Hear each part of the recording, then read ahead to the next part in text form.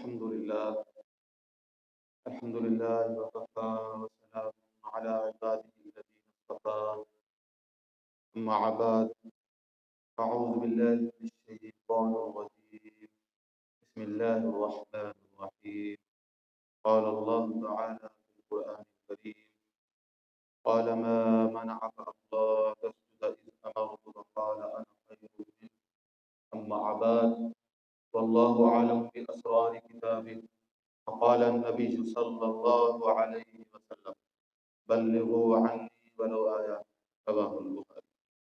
عزیز سامعین کرام، آج ہم جس موضوع پہ بات کریں گے وہ ایک اخلاقی بیماری ہے، نفسیاتی بیماری بھی ہم کہہ سکتے ہیں، ایک اخلاقی برائی ہے۔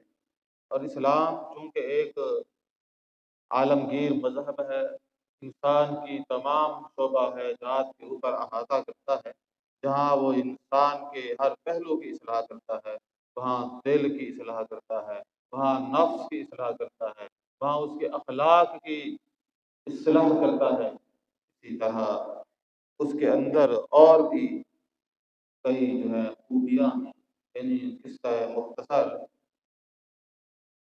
اس سارے زندگی کے معاملات پہ حاوی ہے۔ ایسا دین ہے یہ دین اسلام، سب پہ بھاری ہے، سب پہ محیط ہے۔ عزیز سامعین کرام، آج کا موضوع انسانی ایک بد اخلاقی، ضد، عناد، ڈیٹھ پن۔ جب آدمی کے سامنے حق واضح ہو جائے اور اس کے بعد وہ انا، غصہ، تعصب کہ میں بس میں ہوں، اسی کی آڑ میں کیا ہے کہ جذبہ، ان جذبات میں بہہ کر سچ کو چھوڑ،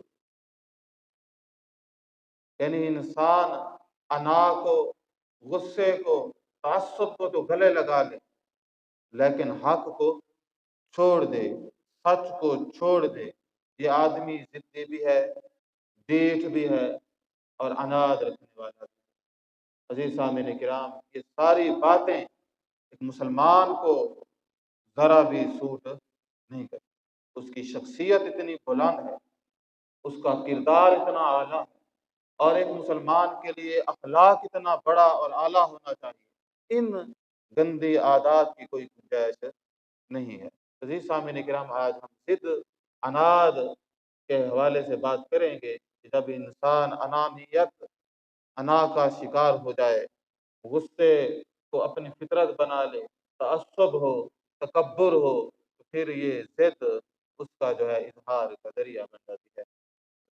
جب یہ موضوع ضد کا ہے تو آج جو آیت کریمہ شروع میں پڑھی ہے، یہ ضد کرنا یہ انسان سے بھی پہلے کی اس کی تاریخ، اسلام بعد میں آیا، یہ پہلے چیزیں موجود، کیونکہ اللہ تبارک و تعالیٰ نے دو ایسی مخلوقات، شعوری مخلوقات پیدا فرمائی ہیں، ایک جن ہے اور دوسرے انسان، یعنی جن و انسان۔ تو انسان آج موجود ہیں، جن بھی موجود ہیں، لیکن ماضی میں جن موجود تھے لیکن انسان موجود نہ تھے۔ تو آدم علیہ السلام سے وہ انسانیت کی ابتدا ہے۔ تو ابلیس جو تھا وہ جنوں میں سے تھا، اللہ تبارک و تعالیٰ نے اسے کہا قال ما منعک اللہ تسجد، تمہیں کس چیز نے منع کیا ہے کہ تم نے سجدہ نہیں کیا، تم جھکے کیوں نہیں؟ آخر کیا وجہ ہے کہ تم نے سجدہ نہیں کیا؟ اذ امرت، جب کہ میں نے تمہیں حکم دیا، میں نے تمہیں حکم دیا، یعنی اللہ تعالیٰ نے اسے حکم دیا، خالق مالک نے حکم دیا۔ تو اللہ تعالیٰ بہتر جانتے تھے، وہ بہتر جانتے تھے۔ اس نے آگے سے جواب دیا انا خیر من، میں اس سے زیادہ بہتر، میں اس سے بہتر، انا خیر من۔ حالانکہ اللہ تعالیٰ نے یہ نہیں پوچھا تھا تو بہتر ہے یا یہ بہتر ہے، بات حکم کی تھی۔ تو اس کے اندر اناد تھا، انانیت تھی کہ انا خیر من۔ پھر کہتا ہے کہ بھئی خلقتنی من نار وخلقتہ من طین. اپنے اس آرگومنٹ کی دلیل یہ دی کہ پروردگار عالم آپ نے مجھے خلقتنی جو ہے مجھے کس سے کیا پیدا کیا ہے؟ آگ سے. وخلقتہ من طین اور اس کو مٹی سے. حالانکہ یہ بھی کوئی آرگومنٹ نہ تھے. ابلیس کی صرف یہ غلطی نہیں تھی. لوگ جس طرح کہتے ہیں وہ بڑا نیک تھا، سجدے کرتا تھا، فلاں تھا، یہ ساری باتیں ایسے خیال نہیں. اس کے اندر یہ سارے ایلیمنٹ پہلے موجود تھے. اور یہ کوئی پہلا جن بھی نہیں تھا، اس سے پہلے جنات تھے. یہ تو آدم کے زمانے کا جن ہے نا، چاہے اس کی جتنی ہو، پتن کتنے پہلے جنات گزرے ہوں گے.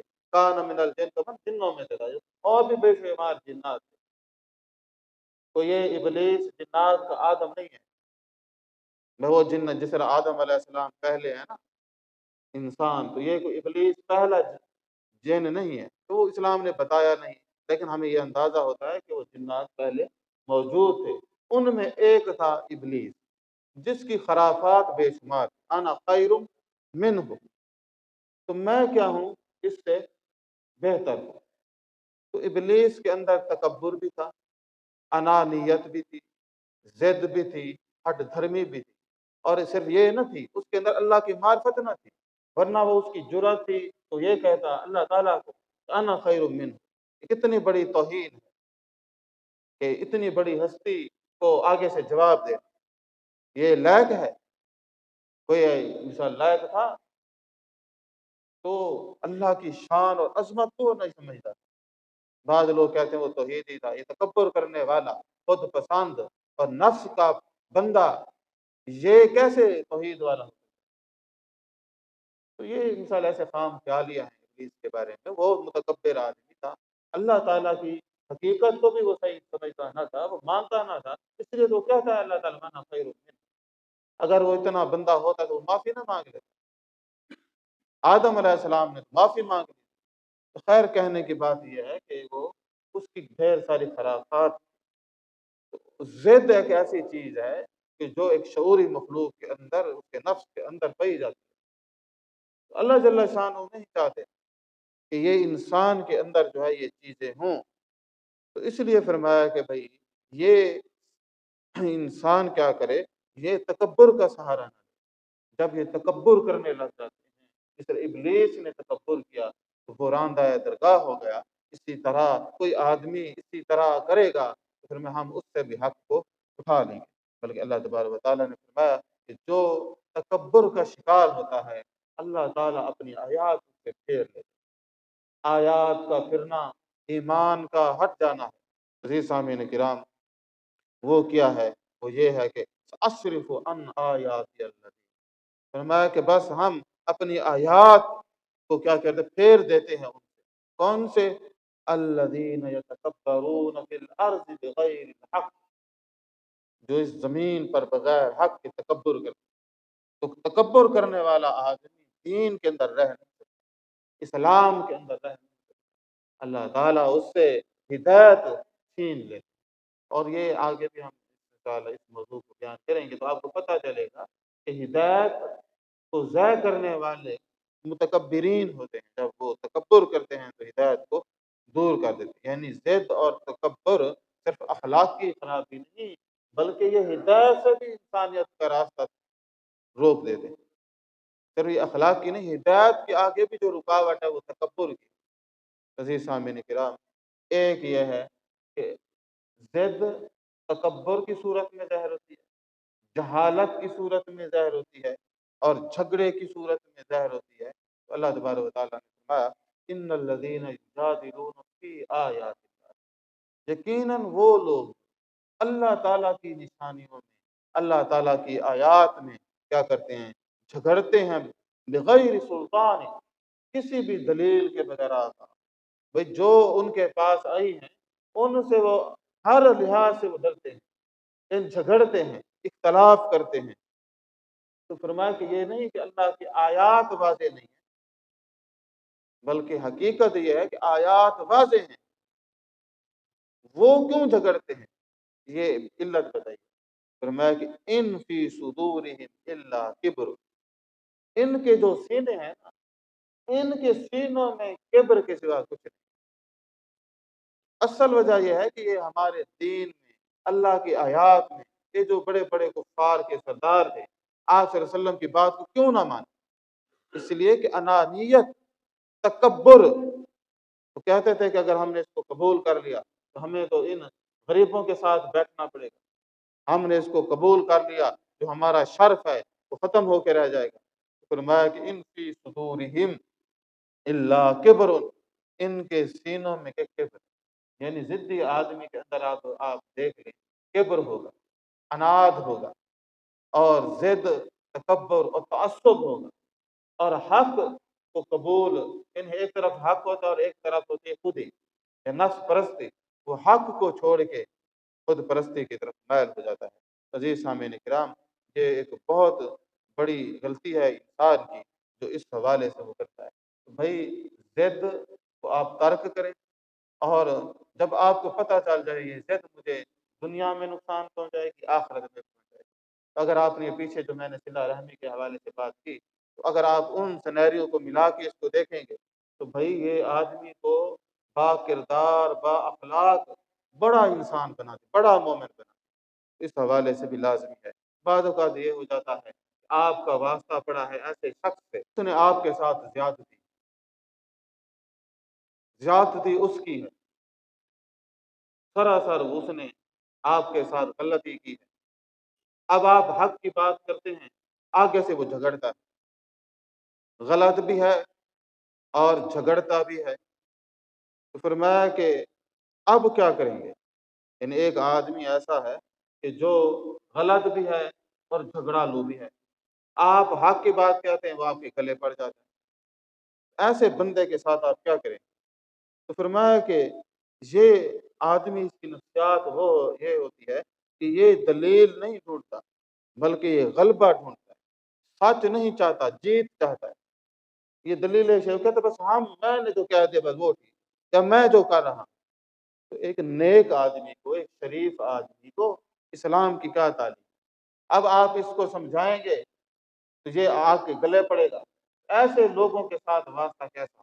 تو نبی کریم صلی اللہ علیہ وسلم نے ایسے بندے کے بارے میں فرمایا، انا زعیم بیت فی ربض الجنہ لمن ترک المرء وان کان، فرمایا کہ انا زعیم، میں ذمہ دار، میں ضامن، میری گارنٹی ہے ایسے بندے کی، میں اس کو جنت کے کنارے ایک گھر کی ضمانت دیتا ہوں۔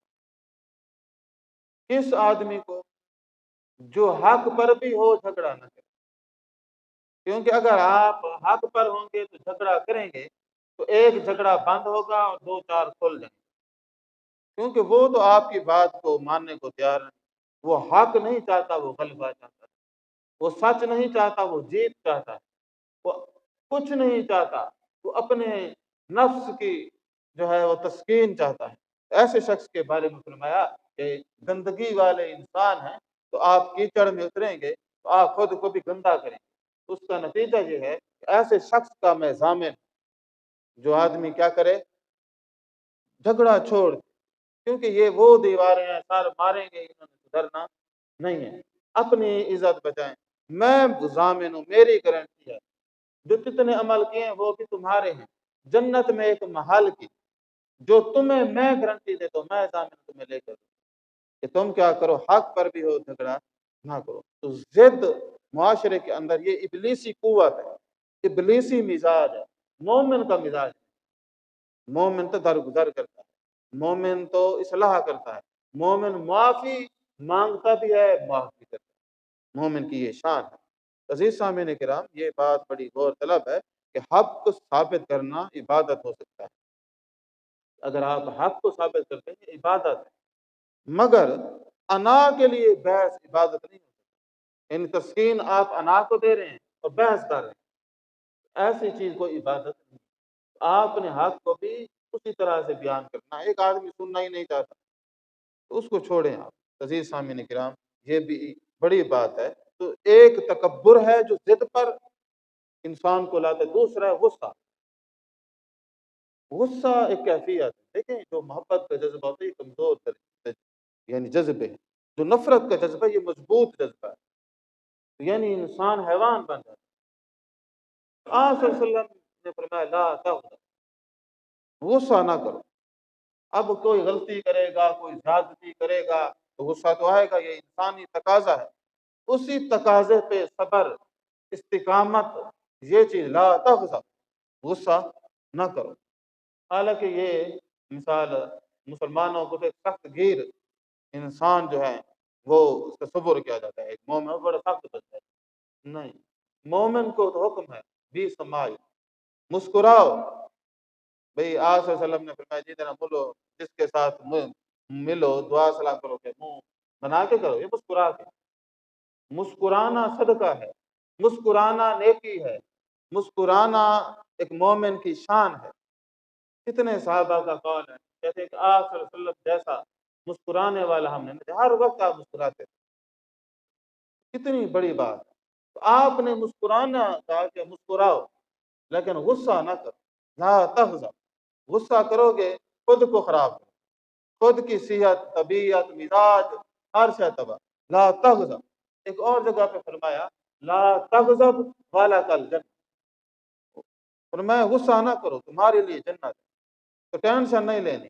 تو انسان ہوتا ہے نا بعض معاملات بھولا جاتا ہے، میں تم زیادہ ٹینشن نہ لو، تمہارے لیے جنت ہے۔ تو جس کے لیے جنت ہے اسے پریشان ہونے کی کیا ضرورت ہے؟ تو ہے ضرور۔ تو میں تمہارے لیے جنت ہے، غصہ نہ کرو۔ عزیز سامعین کرام، اب ہم نے یہ سیکھا کہ تکبر، غصہ، اناد، یہ ہیں ضد کے علم، اور ضد یہ ایسی چیز، اس طرح تعصب ہے، تعصب متعصب آدمی کبھی حق کو قبول نہیں کرتا، وہ دیکھتا ہے کہ نہیں اس سے میری بنتی نہیں ہے، اس کو تو میں نے بات ہی نہیں، تو تعصب والا آدمی بھی حق کو قبول نہیں کرتا۔ اسی طرح آپ نے فرمایا کہ لیس الشدید بالسرعۃ، بھئی طاقتور وہ نہیں جو پچھاڑ دے، ہرا دے، وہ طاقتور نہیں کسی کو مقابلے میں ہرا دے۔ انما الشدید الذی یملک نفسہ عند الغضب، بلکہ طاقتور وہ ہے جو غصے کے وقت اپنے نفس پر قابو پائے، یہ اصل طاقتور۔ کہ غصہ آئے تو کیا کریں؟ نفس پر قابو پائے۔ یقین کریں کہ اگر یہی کیفیت اپنے اوپر لاگو ہو جائے، اس کا کردار کتنا ہو جائے۔ تو جو صبر کی طاقت ہے، جو استقامت کی طاقت ہے، جو عفو و درگزر کی طاقت ہے، جو صلہ رحمی کی طاقت ہے، تو اسی چیز میں مضمر ہے۔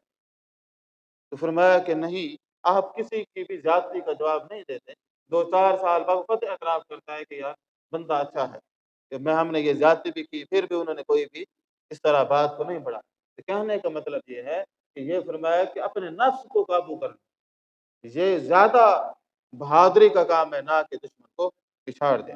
عزیز سامعین کرام، اب ایک جو مومن آدمی ہوتا ہے اسے کوئی خارج سے موٹیویشن کی، سائیکالوجسٹ کی ضرورت نہیں ہوتی، وہ اسلام کے ساتھ لگا رہتا ہے، قرآن کی ہر آیت اسے موٹیویٹ کرتی ہے، اور قرآن سب سے بڑا سائیکالوجسٹ ہے کہ وہ اس کی رہنمائی کرتا ہے کہ بھئی یہ کیا تم نے کرنا ہے، یہ کیا کرنا ہے۔ سب سے بڑی امید قرآن دیتا ہے۔ قرآن ایسا ہے کہ غریب بھی پڑھتا ہے، پریشان بھی پڑھتا ہے، اس کو بھی سہارا دیتا ہے، یہ ہوپ دیتا ہے، امید دیتا ہے، تو وہ اسے کوشش، اسٹرگل، آگے بڑھنے کی جستجو دیتا ہے، ہار نہیں ماننے دیتا۔ آپ نے اکثر یہ دیکھا ہوگا، حالات سے تنگ آ کر خودکشی کر لی، آگے تو نے کون سے جنت میں حال بنا رکھے، میں تو دنیا کے تھوڑے سے اونچ نیچ کو نہیں برداشت کر سکا، آگے جنت میں تو کیا جنت چلے جائے۔ ابھی جو چند دن پہلے 3 بچوں کو اس نے زہر دے کر خودکشی کر لی۔ اب بھائی کیوں خودکشی کر لی؟ صبر کرتا، اگر ایک دن کا فاقہ آ گیا تو اللہ تعالیٰ رنگ لاتا، اس کے لیے ہوتا ہے آپ اپنی صلاحیت کو استعمال کرتے ہیں، لیکن فزیکلی کام کرتے ہیں، کوئی ہنر سیکھتے ہیں، آخر محنتی آدمی آپ جہاں جائیں پتہ کریں، کسی جگہ پہ بھی دیکھیں کوئی کام کرنے والا نہیں ہو، ہنر مند، درزی کو کہیں کہ وہ کہے 2 ہفتے بعد کپڑے دو، اب بجلی والے کو بلائیں گے وہ کہے کہ میرے پاس ٹائم نہیں، تو بڑے کام ہیں آپ کر سکتے ہیں، لیکن کرنا چاہیں نا۔ اب وہ آدمی معاشرے پہ اور پتہ نہیں میں بھوکا مر گیا، کام تو نہیں کرتا تھا، نکما تو تھا، ہنر تیرے پاس نہیں تھا، اسکل تیرے اندر نہیں تھا، محنت طلب تیرے اندر نہیں تھا، قصور رب دے گی۔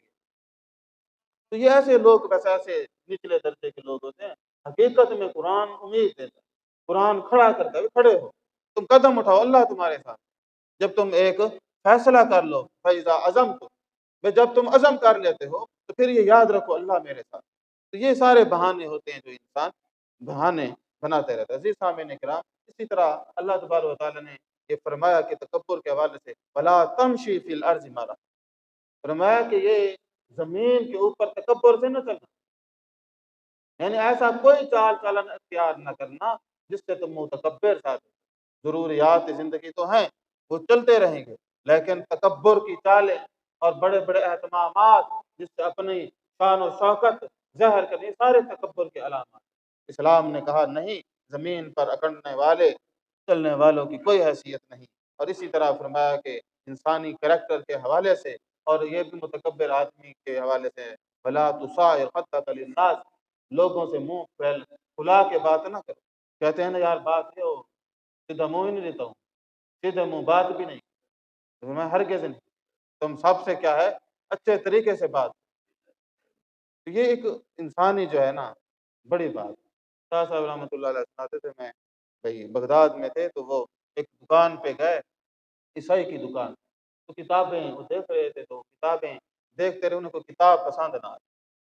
تو انہوں نے کہا نہیں مجھے کوئی پسند نہیں آئی کتاب. تو جانے لگے تو دکاندار نے معذرت کی کہ ہم معذرت خواہ ہیں کہ آپ کا وقت بھی ضائع ہوا، اور ہم نے جو ہے نا آپ کی وہ جو ضرورت ہے اس کے مطابق کام بھی نہیں آ سکے. بہرحال آئندہ ہم کوشش کریں گے کہ آپ کو زیادہ بہتر انٹرٹین کریں. تو باقاعدہ معذرت کی. تو ہمارے ہاں تو الٹا ہوتا ہے. تو کہنے کا مطلب یہ ہے کہ وہ یہ جو ہے نا عاجزی، یہ چیزیں، تو فرمایا کہ یہ منہ کھلا کے بات نہ کرے، تکبر سے بھی نہ چلے، بلکہ فرمایا کہ تم اس سے برعکس لوگ غلطیاں کرتے ہیں. ہر بندے کو دوسرے سے گلا ہے، میں لوگ غلطیاں کرتے ہیں، آپ کیا کریں؟ وہ غلطی کرتے آپ بھی کریں گے. ایک آدمی نے جاتی کہ آپ بھی جاتی کریں گے تو آگے جاتی لکھوا کے جائیں گے، یا قیامت والے دن جب حساب کتاب ہوگا تو آگے جواب دیں گے انہوں نے ہمارے ساتھ کون سا اچھا کیا تھا اس لیے ہم نے نہیں. قرآن کی اور طرح کی مسئلہ ہے. قرآن کہتا ہے وَلْيَعْفُوا وَلْيَصْفَحُوا، دو خوبیاں بتائیں. فرمایا کہ آپ معاف کریں. کیا کریں؟ معاف کر دیں. وَلْيَعْفُوا وَلْيَصْفَحُوا، معاف کر دیں اور درگزر کریں. تو یہ معافی اس طرح نہیں ہے کہ کوئی معافی مانگے گا تو آپ معاف کریں گے، تو یہ کوئی ضروری نہیں. ویسے آپ معاف کر دیں، کیا ہوتا ہے تو معاف کر دیں. وَلْيَعْفُوا وَلْيَصْفَحُوا، درگزر کریں. مثال ایک آدمی سے غلطی ہوئی ہے، ضروری بدلہ لینا ہے، تو تانے دینے چھوڑیں بس. کیوں؟ اگر اس کی کیا وجہ ہے بھئی معاف بھی کر دیں، درگزر بھی کریں، آگے اللہ تعالیٰ نے اس کا نتیجہ بتایا، اور یہ نتیجہ عند اللہ. الا تحبون ان یغفر اللہ لکم، بھئی کیا تم پسند نہیں کرتے کہ اللہ تعالیٰ تمہیں معاف کرے؟ جب ہم پسند کرتے ہیں اللہ تعالیٰ ہماری اتنی غلطیاں ہیں ساریاں معاف کر دیں، جنت میں بھیجیں، تو تم ایک آدمی کی چھوٹی سی غلطی کو بھی معاف کرنے کو تیار نہیں. تو اللہ تعالیٰ نے فرمایا تم معاف کرو، درگزر کرو. جب تم معاف کرو گے، تم درگزر کرو گے، اللہ بھی تمہیں معاف بھی کرے گا اور درگزر بھی کرے گا. یعنی انسانوں کے ساتھ، رشتہ داروں کے ساتھ، تعلق داروں کے ساتھ، وابستہ لوگوں کے ساتھ نرمی، اللہ بھی پھر اس کے ساتھ نرمی کرے. تو اللہ تبارک و تعالیٰ نے کیا فرمایا وَلْيَعْفُوا وَلْيَصْفَحُوا، انہیں چاہیے کہ وہ معاف کریں، درگزر کریں. کیوں؟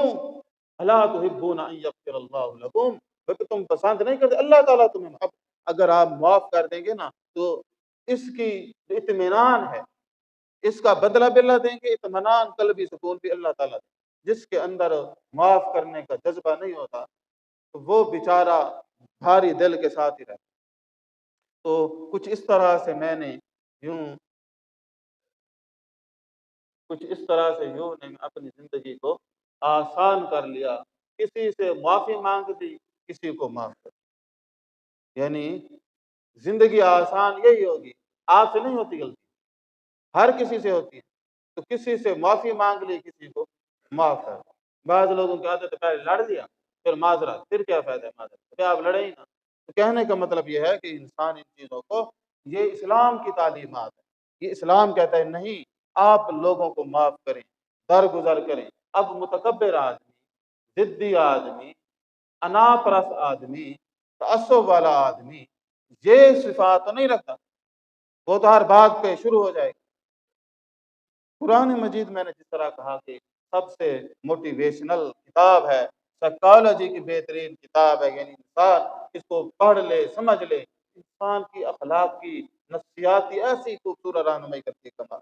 فرمایا کہ لا تفرحوا ان اللہ لا يحب الفرحین، فرمایا کہ تم اتراؤ نہیں، تم زندگی دنیا میں اتراؤ نہیں، اس لیے کہ اللہ تعالیٰ کسی بھی اترانے والے شخص کو پسند نہیں کرتا۔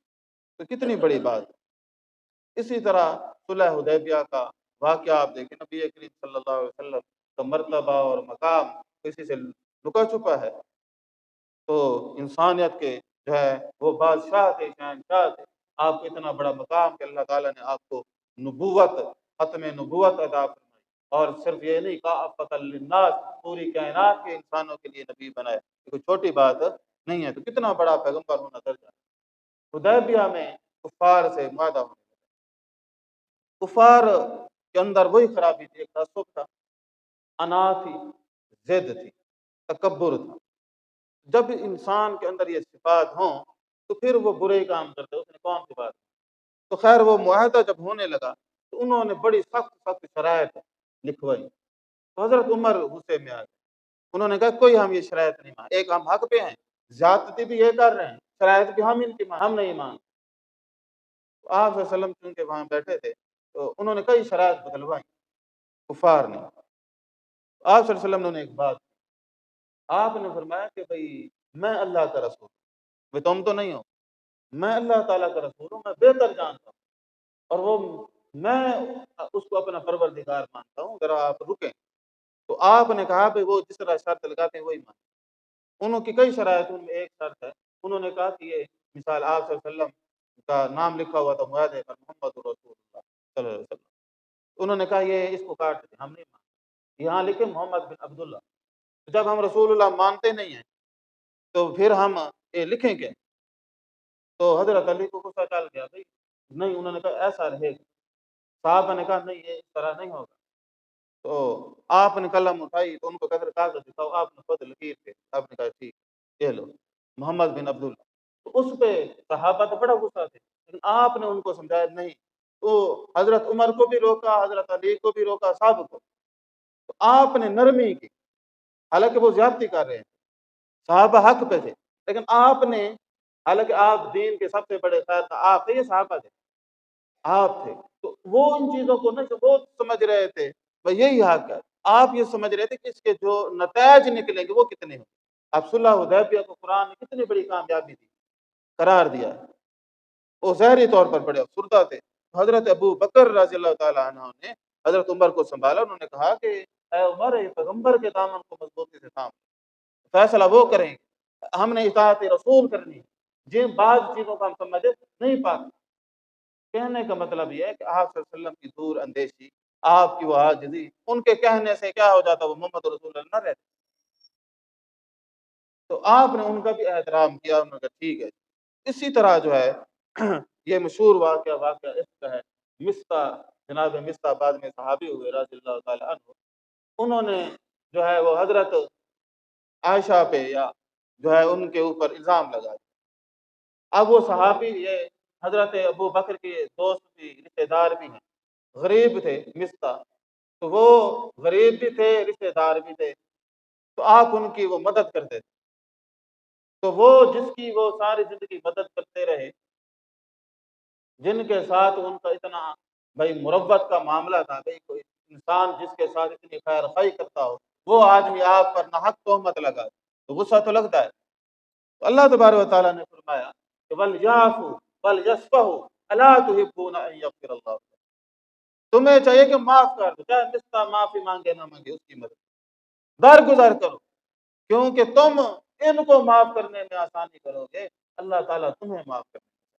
عزیز سامعین کرام، یہ زید اناد، یہ غلط سوچیں ہیں، غلط معاملات ہیں۔ اسی طرح مسجد کے اندر جو ہے ایک احرابی لوگ کہتے ہیں دیہاتی بدوؤں، دیہاتی لوگ جو تھے وہ بھی مسلمان ہوتے تھے، تو ایک دیہاتی آیا مسجد کے اندر، اب دیہاتی لوگوں کو سمجھ بوجھ ہوتی نہیں ہے، اس نے وہ مسجد میں پیشاب شروع کر دیا، تو صحابہ کو غصہ لگ گیا، بھئی اس کو تمیز نہیں ہے، تو یہ پیشاب کر دیا، اور جنگلی آدمی تھا، اسے کیا پتا کہ بھئی بھئی کیا ہے؟ آپ نے ان کو روک دیا، آپ نے کہا اس کو کوئی بات نہ کرے، اس کو پتہ ہی نہیں ہے، آپ نے کہا بس اس کو دھو دو اور صاف کر، آپ نے کوئی بات نہیں کی۔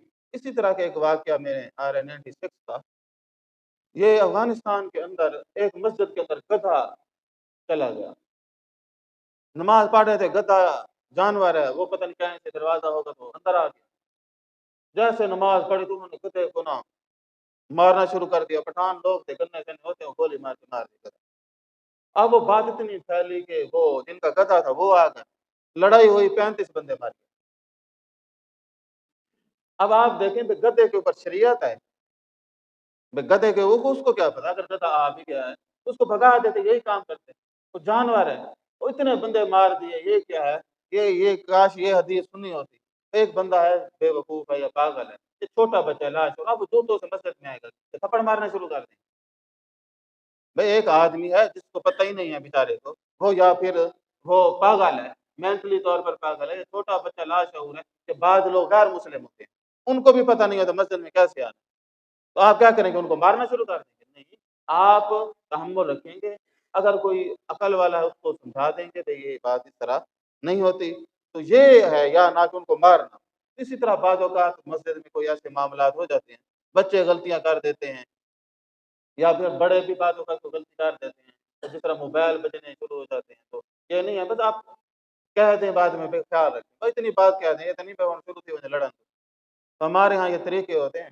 تو مجھے ایک لطیفہ یاد آ رہا ہے، تو وہ ایک جگہ میں دعوت پہ گیا، تو وہ وہاں پہ ایک مفتی صاحب آئے ہوئے تھے، تو خیر وہ دعوت چونکہ کامن تھی تو ڈھیر سارے لوگ تھے، تو ہم بیٹھے تھے، تو وہ انہوں نے مفتی صاحب کی باتیں شروع کر دی، یہ ہمارے مفتی صاحب ہیں اور فلاں فلاں جس طرح ہوتے ہیں، تو انہوں نے کہا کہ انہوں نے ایک دن عصر کی نماز پڑھائی، تو موبائل بجا نا، جس طرح بعض اوقات بھول جاتا ہے، اگر کوئی موبائل بجنا شروع ہو جائے نا تو آپ بند کر دیں، ٹھیک ہے، یہ نہ کریں کہ آپ جیب سے نکال کے جس طرح مرضی بند ہوتا ہے کہ بند کر دیں، زیادہ بہتر ہے، نہ کہ آپ جو ہے بھائی لگا رہے، گھنٹیاں بجتی رہیں، سارا جو ہے 500 بندہ سنتا رہے تو فائدہ تو کوئی نہیں، فوراً بند کر دیں، وہی زیادہ بہتر۔ خیر وہ مفتی صاحب کا چونکہ وہ واقعہ سنا رہے تھے، کہتے ہیں کہ وہ عصر کی نماز جب پڑھی تو سلام پھیرا تو مفتی صاحب شروع ہو گئے، تمہیں تمیز نہیں ہے، یہ موبائل صبح کا بج رہا ہے، پوری نماز غارت کر دی، اور بندوں کو تمیز ہونی چاہیے، موبائل بند کریں۔ خیر جب انہوں نے تقریر بند کی تو انہوں نے کہا مفتی صاحب آپ کا موبائل بج رہا ہے، تو مفتی صاحب اپنا بجتا رہا، انہیں یہ خیال ہے تو میرا بج رہا ہے، تو جب انہوں نے کلاس لے لی تو مفتی صاحب آپ کا بج رہا تھا، تو اس مفتی صاحب کے درشن میں نے بھی کیے ہیں۔ تو خیر کہنے کا مطلب ہے کہ اگر کوئی اس طرح کا کوئی معاملہ ہوتا ہے نا تو اس میں اوائڈ کرتے ہیں، نہ کہ ہاں بھی درگزر کریں، خیر اشارے سے کہہ دیں، بعض اوقات میں سمجھا دیتا ہے بھائی مسجد ہے، نماز ہے، تو یہ ایٹیکیٹس ہوتے ہیں، نہ کہ بس بچوں کو مارنا شروع کر دیں، پڑھ جائیں، یا والدین شروع ہو جاتے ہیں، یا کوئی بڑے نتر خاں بھی ہوتے ہیں کئی، وہ شروع ہو جاتے ہیں، تو یہ سارے نلائق والے کام آپ درگزر کریں، کسی کو بھی پیار سے سمجھا دیں، انسان بار بار غلطی کرے پھر اس کا مواخذہ ہوتا ہے، ورنہ نہیں۔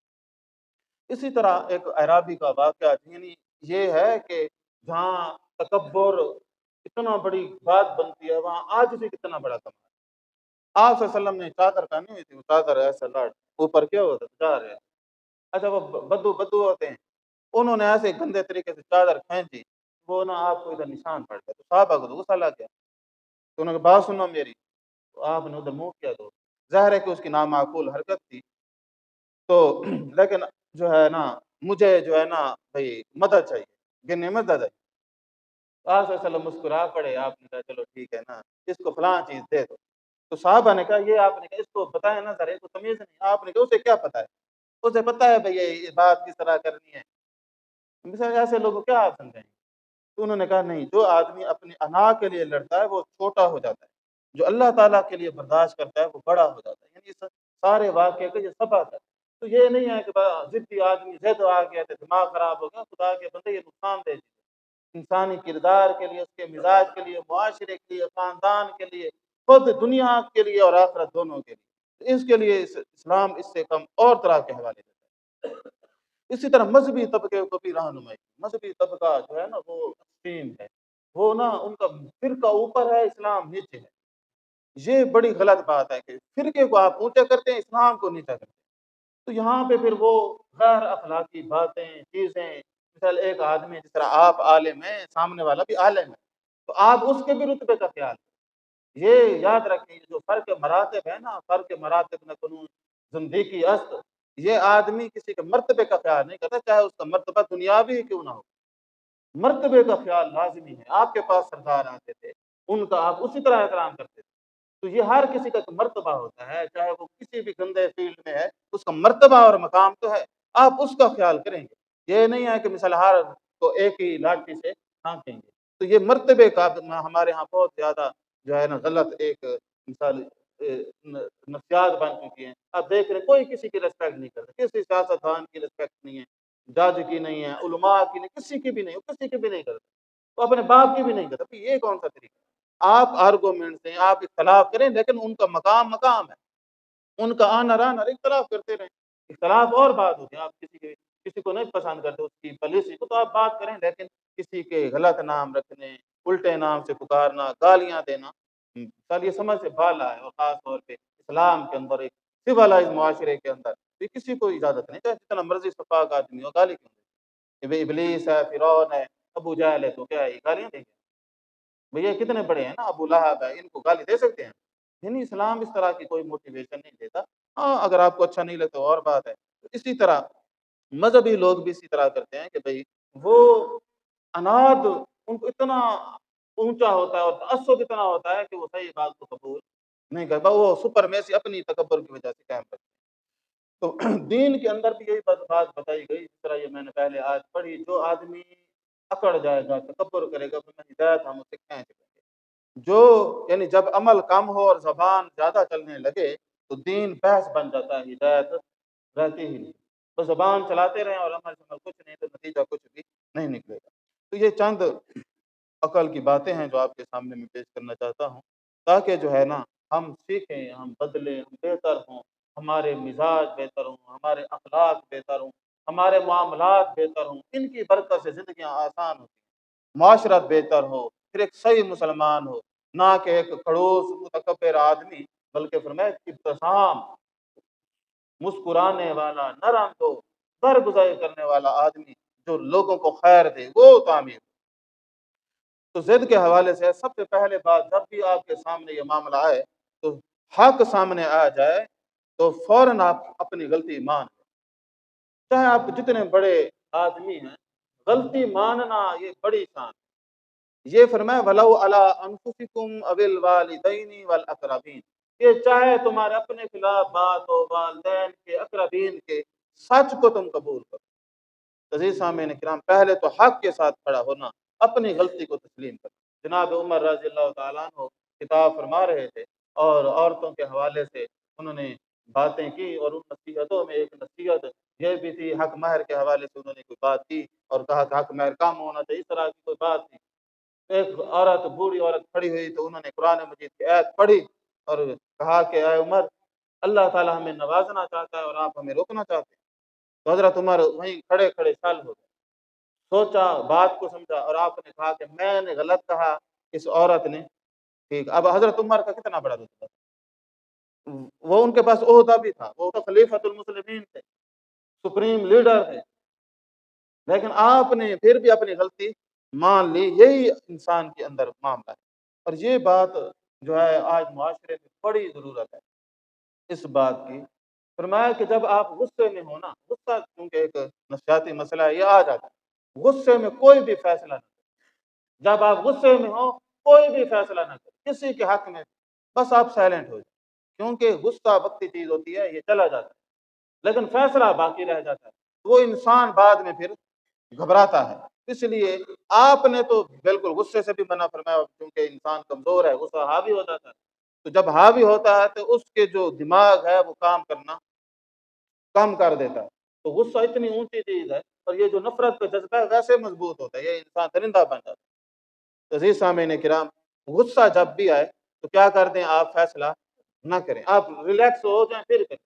اب غصے میں طلاقیں دے دیتے ہیں، کتنے صاحب آتے ہیں، جی میں نے طلاق دیا ہے لیکن میں غصے میں تھا، اب پتہ میری طلاق ہوئی ہے نہیں، کوئی بندہ خوش ہو کے تو طلاق نہیں دیتا نا، تو غصے میں دے گا نا، ایک خوشی والا تو کام نہیں ہے، تو خوشی ہوا تو طلاق دے دے، تو غصے میں دیتا ہے۔ لیکن آپ اتنا غصہ نہ کریں کہ مثال آپ اس طرح کی فحش غلطی کرے۔ مثال اگر اس کی کوئی نوبت آ بھی جاتی ہے، بعض اوقات انسان حد سے زیادہ، یعنی وہ چاہتا ہے کہ بحث ختم ہے، اس کو ایک طلاق دے دیں، بس ایک طلاق، تو طلاق بھی ہو جائے گی اور آپ بھی بچ جائیں گے۔ کل کو غصہ ٹھنڈا ہو جائے تو آپ اس کو ریورس بھی کر لیں نا، تو اس کے کوئی فرق بھی نہیں پڑتا، نہ آپ کی شادی پہ فرق پڑتا ہے کسی چیز پہ۔ لیکن یہ بھی میں آپ کو مشورہ نہیں دوں گا، غصہ آ جائے تو چپ بس ہی، کسی معاملے میں بھی چھوٹی چھوٹی بات پہ قتل ہو جاتے ہیں، تو غصے میں کوئی ایکشن نہ کریں، چاہے آپ کا کسی کے خلاف ہی کیوں نہ ہو۔ ہاں نارمل ہو جائے پھر آپ سوچ لیں فیصلہ کریں۔ تو یہ ایک ہے کہ غصے میں فیصلہ مت کریں۔ آپ صلی اللہ علیہ وسلم نے تو فرمایا کہ لا تغضب، غصہ کرو ہی نہ، ولا تحزن، تمہارے لیے جنت ہے۔